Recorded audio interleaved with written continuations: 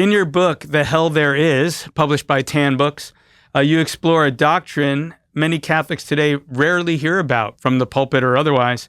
And so why do you think this teaching on hell has become so neglected in homilies and catechesis? Yeah, I think there's a couple of reasons. One is theological, but the other, I think, is more sociological. I might add just to what you said that a lot of people say they don't hear about it, but, I would say it's a widespread, kind of heresy, not a formal heresy, but the idea that most people just, when they're asked about it, say, well, God's not really going to do that.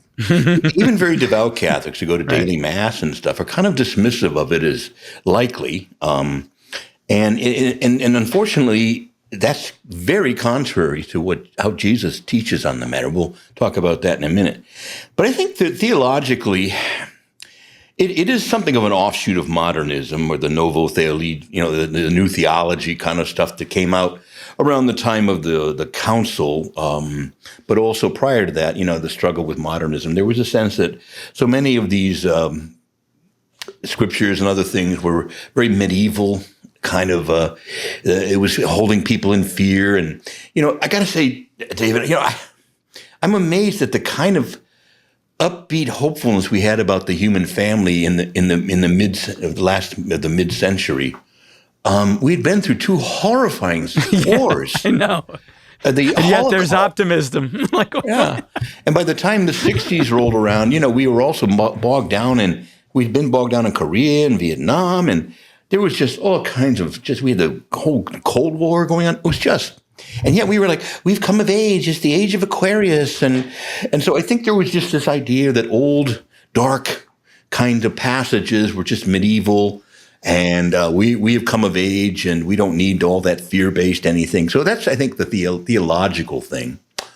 But I would say that I think the sociological thing is even more important, because it reaches so deep into the pews. And that is that we've reduced love in our culture to mere kindness. Of course, kindness is an aspect of love,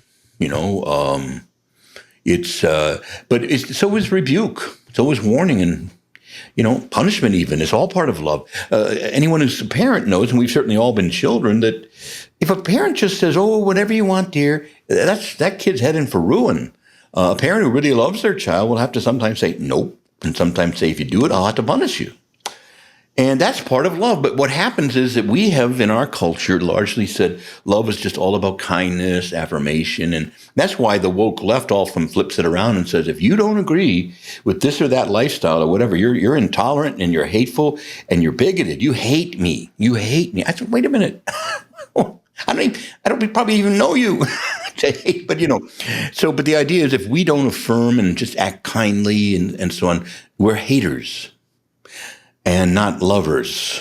It's interesting, Father, because you bring that up, and I'm thinking right off the bat, St. Paul says love is patient and love is kind, but later on he says love does not rejoice in wrongdoing, but rejoices in the truth. In the truth, amen. And so they're both part of love, and any, like you say, anybody who's a parent, myself as a parent, obviously you want to be tender with your children, but there's times you have to be stern, because really the law of the parent is the good of the child.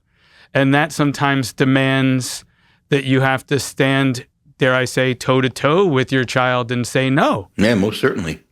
So... Anyway, just to put the bow on it, I'll just say that, okay, so now God is love, and therefore God is kind, and God won't send anybody to hell. Maybe Hitler. We need a few guys down there like Hitler, Always need him around. But you see, the idea is that only really axe murderers and, genocidal maniacs maybe, but most of the other people, we're all basically good. And so this is I think, one of the main reasons that we have tended to reject the doctrine of hell increasingly over time.